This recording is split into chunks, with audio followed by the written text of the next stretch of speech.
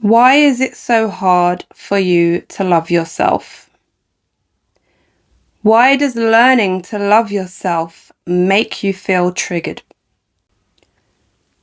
When you don't love yourself, do you know how easy it becomes for someone else to determine your worth, your value, and create your identity for you? Have you ever faced yourself in the mirror and told yourself, I love you? I mean, really, really mean it and say, I love you. It's hard, right? It might feel cringy and uncomfortable.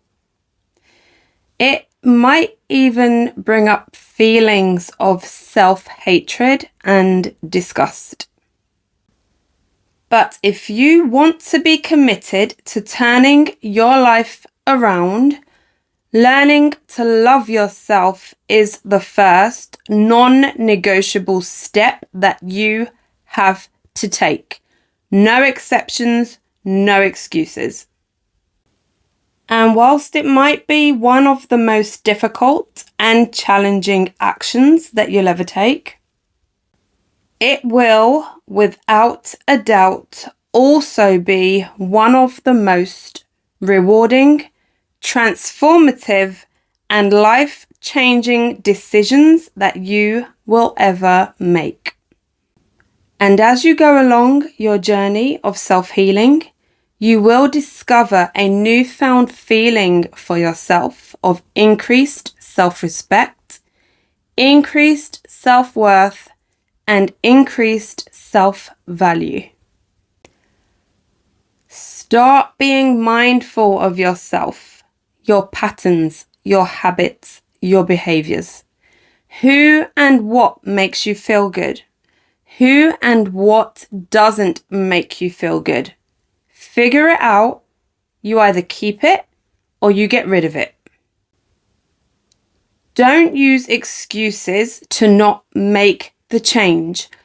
Don't use the excuse of having kids as a reason to let yourself go. Don't use the fact that you're married as a reason to let yourself go. Don't use the fact you've just broken up from your relationship as a reason to let yourself go. In fact, the breakup of your relationship is likely the best thing that could ever happen to you, because there is no better time to get your shit together when you don't have the baggage and you don't have to carry something or someone that never belonged in your life to begin with.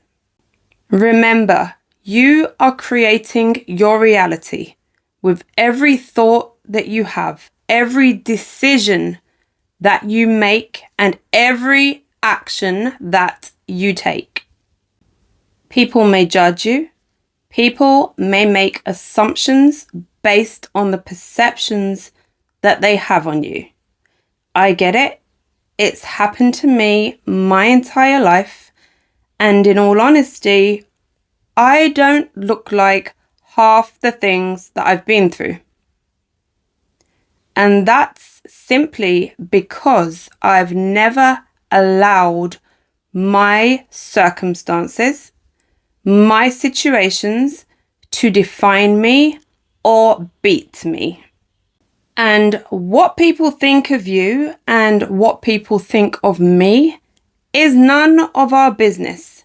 And to be frank, I no longer care what anybody thinks of me. When you focus on other people and how they are perceiving you or how you have to show up to prove yourself or fit into certain situations, you are taking so much energy away from you, energy that you need to direct at yourself and pour into yourself is being diluted by focusing on things that do not matter. Those things are not going to help build you up.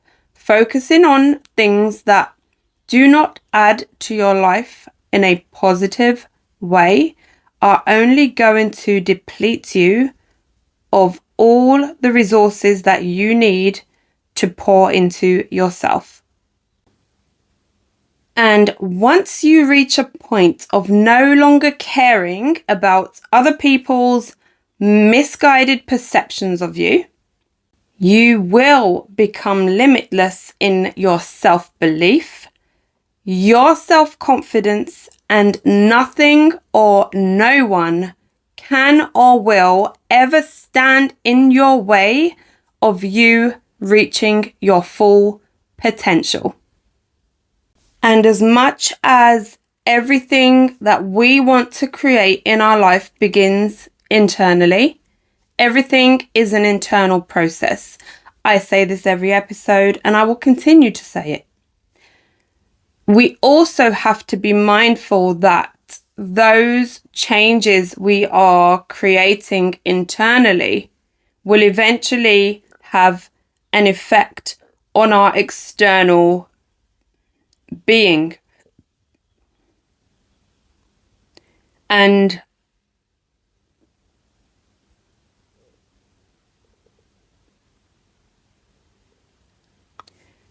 as much as learning to love yourself is an internal process, we have to learn how to integrate that into all aspects of our life.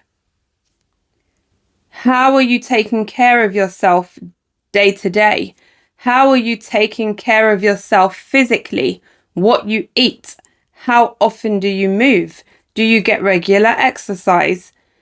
Are you mindful of the environments you are in, what you're exposing yourself to, the people that you're around, any habits you have that might not be most beneficial to your health? How are you taking care of yourself mentally?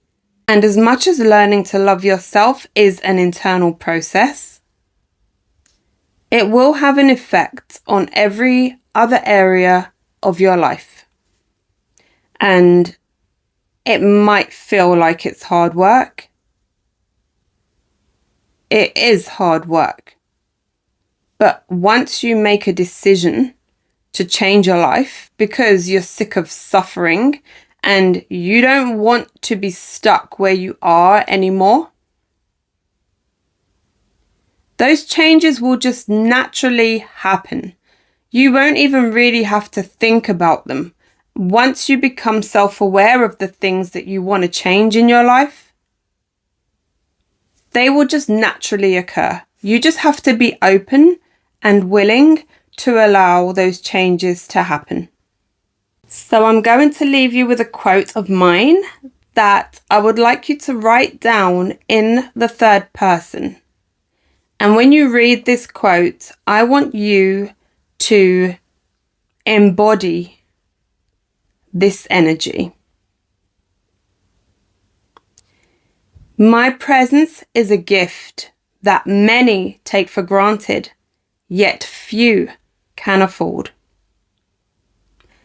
Take care, and I will see you next Sunday. Bye.